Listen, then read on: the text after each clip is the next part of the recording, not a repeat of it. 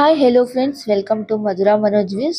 ಈ ದಿನ ನಾನು ನಿಮ್ಮೆಲ್ರಿಗೂ ಕಡಲೆ ಮತ್ತು ಬೆಲ್ಲ ತಿನ್ನೋದ್ರಿಂದ ಯಾವ್ಯಾವ ಥರ ಲಾಭ ಇದೆ ಮತ್ತು ಅದರಿಂದ ಹೇಗೆ ಹಿಮೋಗ್ಲೋಬಿನ್ ಲೆವೆಲ್ನ ಹೆಚ್ಚು ಮಾಡ್ಕೋಬೋದು ಅನ್ನೋದ್ರ ಬಗ್ಗೆ ಒಂದಷ್ಟು ಮಾಹಿತಿಯನ್ನು ತಿಳಿಸ್ಕೊಡೋಕ್ಕಿದ್ದೇನೆ.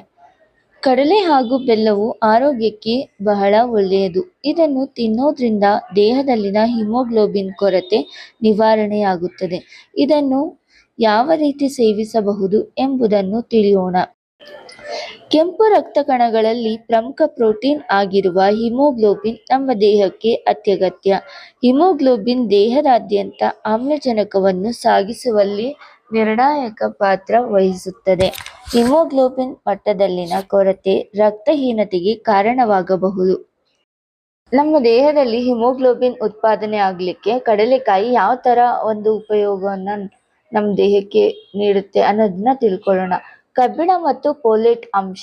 ಕಡಲೆಕಾಯಿಗಳು ಕಬ್ಬಿಣ ಮತ್ತು ಫೋಲೇಟ್ ಅನ್ನು ಹೊಂದಿರುತ್ತವೆ. ಇವೆರಡು ಕೆಂಪು ರಕ್ತ ಕಣಗಳ ಉತ್ಪಾದನೆಗೆ ಸಹಾಯಕಾರಿಯಾಗಿದೆ. ಫೋಲೇಟ್ DNA ಸಂಶ್ಲೇಷಣೆಗೆ ಸಹಾಯ ಮಾಡುತ್ತದೆ ಮತ್ತು ಆರೋಗ್ಯಕರ ಕೆಂಪು ರಕ್ತ ಕಣಗಳ ರಚನೆಯನ್ನು ಬೆಂಬಲಿಸುತ್ತದೆ. Vitamin C. ಕಿತ್ತಳೆ ಅಥವಾ ನಿಂಬೆಹಣ್ಣಿನಂತಹ ವಿಟಮಿನ್ ಸಿ ಮೂಲಗಳೊಂದಿಗೆ ಸೇವಿಸಿದಾಗ ಕಡಲೆಕಾಯಿ ಹೀಮ್ ಅಲ್ಲದ ಕಬ್ಬಿಣದ ಹೀರುವಿಕೆಯನ್ನು ಹೆಚ್ಚಿಸುತ್ತದೆ. ಇದರಿಂದಾಗಿ ಹಿಮೋಗ್ಲೋಬಿನ್ ಮಟ್ಟವನ್ನು ಸುಧಾರಿಸುತ್ತದೆ. ಪ್ರೋಟೀನ್ ಭರಿತ. ಹಿಮೋಗ್ಲೋಬಿನ್ ಉತ್ಪಾದನೆಗೆ ಮತ್ತು ಒಟ್ಟಾರೆ ರಕ್ತದ ಆರೋಗ್ಯವನ್ನು ಕಾಪಾಡಿಕೊಳ್ಳಲು ಸಾಕಷ್ಟು ಪ್ರೋಟೀನ್ ಸೇವನೆ ಅತ್ಯಗತ್ಯ. ಹಿಮೋಗ್ಲೋಬಿನ್ ಅನ್ನ ಜಾಸ್ತಿ ಮಾಡ್ಕೊಳ್ಳೋದಕ್ಕೆ ಬೆಲ್ಲ ಯಾವ ಥರ ನಮಗೆ ಸಹಾಯ ಮಾಡುತ್ತೆ ಅನ್ನೋದನ್ನು ಈಗ ತಿಳ್ಕೊಳ್ಳೋಣ.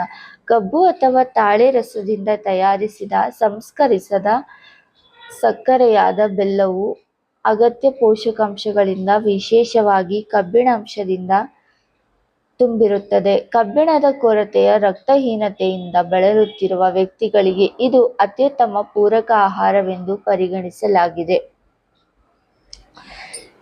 Journal of Agriculture and Food ರಿಸರ್ಚ್ನಲ್ಲಿ ಪ್ರಕಟವಾದ ಅಧ್ಯಯನವು ರಕ್ತಹೀನತೆಯಿಂದ ಬಳಲುತ್ತಿರುವ ಹದಿಹರೆಯದ ಹುಡುಗಿಯರಲ್ಲಿ ಬೆಲ್ಲದ ನಿಯಮಿತ ಸೇವನೆಯು ಕಬ್ಬಿಣಾಂಶದ ಮಟ್ಟವನ್ನು ಗಮನಾರ್ಹವಾಗಿ ಸುಧಾರಿಸುತ್ತದೆ.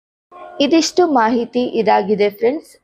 ಏನಂದರೆ ಹಿಮೋಗ್ಲೋಬಿನ್ ಲೆವೆಲ್ನ ನಮ್ಮ ಬಾಡಿನಲ್ಲಿ ಇನ್ಕ್ರೀಸ್ ಮಾಡ್ಕೊಳ್ಳೋದಕ್ಕೆ ಬೆಲ್ಲ ಮತ್ತು ಕಡಲೆಕಾಯಿ ಯಾವ ಥರ ಒಂದು ಪಾತ್ರವನ್ನು ವಹಿಸುತ್ತೆ ಮತ್ತು ಅದರಿಂದ ಯಾವ್ಯಾವ ಥರ ಉಪಯೋಗವಿದೆ ಮತ್ತು ಯಾವ ಥರ ನಮ್ಮ ದೇಹದಲ್ಲಿ ಇನ್ಕ್ರೀಸ್ ಮಾಡುತ್ತೆ ಅನ್ನೋದನ್ನು ತಿಳ್ಕೊಂಡ್ವಿ.